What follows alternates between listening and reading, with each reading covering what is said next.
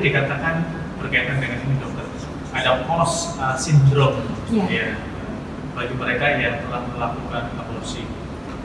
Kira-kira bagaimana dokter kita bisa membantu mereka dengan cara apa agar mereka ini akhirnya ya tidak mengalami gangguan psikis akibat post abortion.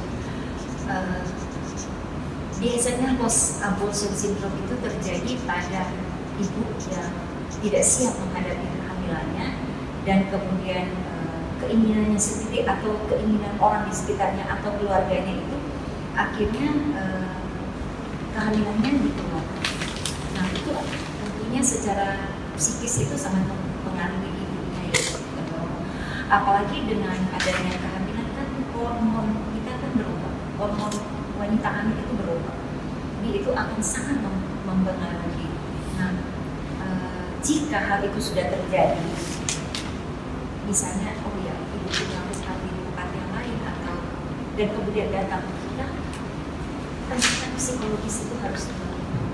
Jadi bukan melulu saja kita bilang oh ibu ingin dapat daratan, ibu post abortus sudah keluar semua atau ini ibu melakukan ini di mana ini ada infeksi, tidak menghakimi. Dan sebagai tenaga kesehatan tidak menghakimi, melainkan kita pada posisi bagaimana kita menolong ibu ini secara psikologis. Karena banyak yang setelah terjadi melakukan aborsi karena perasaan kehilangan ini, seperti misalnya di Jepang mereka membuat patung-patung kecil kemudian setiap kali dikunjungi gitu. Karena apa? Karena rasa bersalah yang ada. Nah itulah yang harus kita pulihkan kembali secara psikologis. Mungkin kita mendekatinya secara berbicara, kita harus berbicara dari hati ke hati dengan ibu itu untuk menolong. Kalau misalnya diperlukan, mungkin kita konsultasi ke dokter, ke psikolog atau psikiater, atau kita bekerja sama dengan rohaniwan. Ya, karena itu untuk memperbaiki rasa yang ada pada itu. Rasa bersalah itu ya? Rasa bersalah itu ya. Karena menurut saya ya, setiap kehamilan itu kan sebetulnya bayi itu, janin itu bukan milik kita ya. Selalu saya katakan kepada pasien saya, ibu ini ada makhluk yang hidup di dalam makhluk hidup. Kita tidak punya hak mengakhiri kehidupan itu. Saya selalu bilang ke pasien saya, ibu kalau ibu datang ke sini, saya percaya ibu bukan datang begitu saja. Pasti ada yang menuntut ibu untuk datang. Kita berbicara. Biasanya pada saat kita mulai menunjukkan, yang saya bersyukur juga ada OSG, karena dengan OSG kita bisa lihat ini denyut jantung, ini ada tangan, ini ada kaki.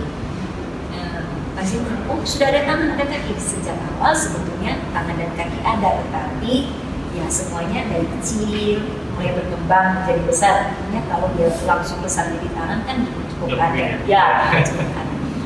Kalau kita berbicara dari hati ke hati, memang akan makan waktu. Kadang-kadang kita nggak punya waktu loh mau di tempat praktek.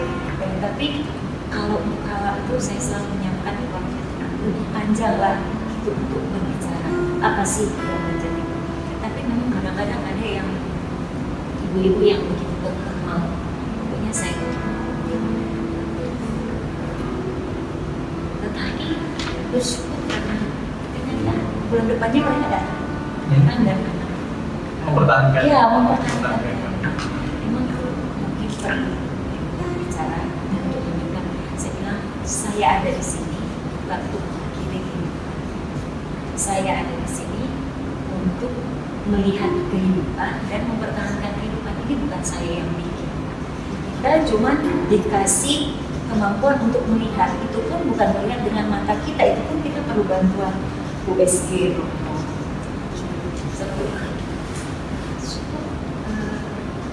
Banyak juga yang artinya setelah berbicara itu datang dan berubah hidup. Terima kasih dokter. Menurut dokter ya selama ini dokter ya, mereka yang datang lalu mereka ingin menggugurkan ini, sebetulnya apa yang menjadi alasan alasan mereka mau menggugurkan anak mereka, dokter? Banyak alasan, tergantung dari masalah dari mereka sendiri. Kadang-kadang ada yang datang karena anak sudah cukup, gitu. Kita tidak merencanakan punya anak lagi. Kemudian ada juga yang datang pada masa sekarang ini begitu sulit mencari pekerjaan, begitu sulit mendapat penghasilan, sehingga bagaimana mungkin kita akan menambah lagi. Kemudian ada juga beberapa yang datang karena remaja, mungkin mereka salah melangkah, ya banyak hal dari keinginan untuk mengeluarkan hasilkan kehamilan.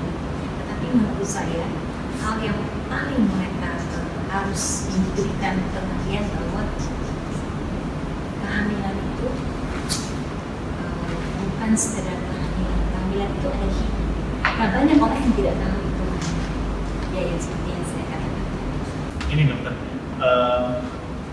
di Indonesia, di negara kita, ini ada berapa sih dokter jumlah mereka yang melakukan pengguguran atau melakukan aborsi itu tiap tahunnya? Kalau dikatakan abortus spontan itu sebetulnya ada 10-15% dari 5 juta penduduk setiap tahun. Jadi sekitar 500-750. Nah, abortus yang dilakukan dengan sengaja itu justru lebih tinggi, sekitar 750-1 juta. Banyak sekali ya dokter, per tahunnya itu ya? Ini sungguh sangat mengerikan ya dokter ya? Ya. Dan yang paling kita khawatirkan kan yang unsafe abortion, ya, bagaimana mereka pergi ke tempat-tempat yang tidak berkompetensi untuk melakukan itu dan dilakukan dengan alat apa saja misalnya, sehingga perdarahan dan infeksi. Nah, perdarahan dan infeksi merupakan penyakit yang keadaan yang merupakan penyebab terbanyak dari kematian wanita di Indonesia masih. Oke dokter, terima kasih banyak atas pengetahuannya, atas sharingnya, dan juga tadi testimoni juga ya dokter, yang kesaksian terkait bagaimana agar mereka yang datang kepada dokter untuk melakukan aborsi akhirnya tidak jadi melakukan aborsi. Sahabat-sahabat Offset, demikianlah obrolan singkat kita dengan Dr. Gina, spesialis kandungan. Sebelum kita melanjutkan obrolan kita akan melambungkan sebuah hidup pujian terlebih dahulu. Hidup ini adalah kesempatan.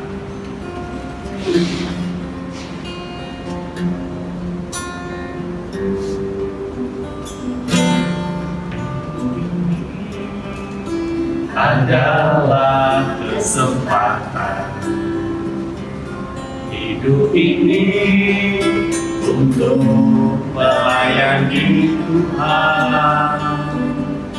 Jangan sia-siakan waktu yang Tuhan beri. Hidup ini harus jadi berkah. Oh Tuhan, pakailah hidupku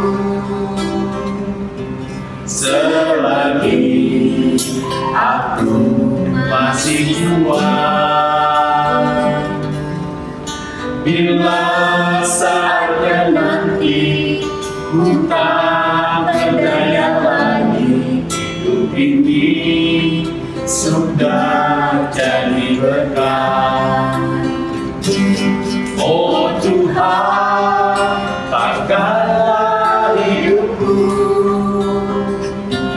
selagi aku masih kuat.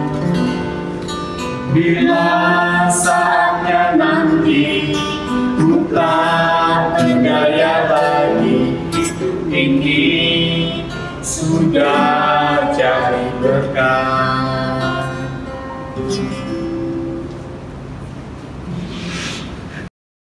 Saya mau menekankan sedikit dari sisi gereja, bahwa gereja secara tegas menolak adanya aborsi.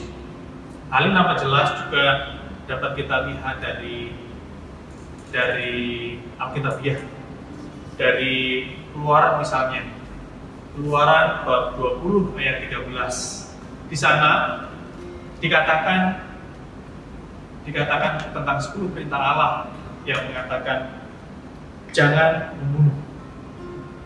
Di sini sangat jelas sekali bahwa Allah sendiri tidak menghendaki orang untuk melakukan pembunuhan apa saja.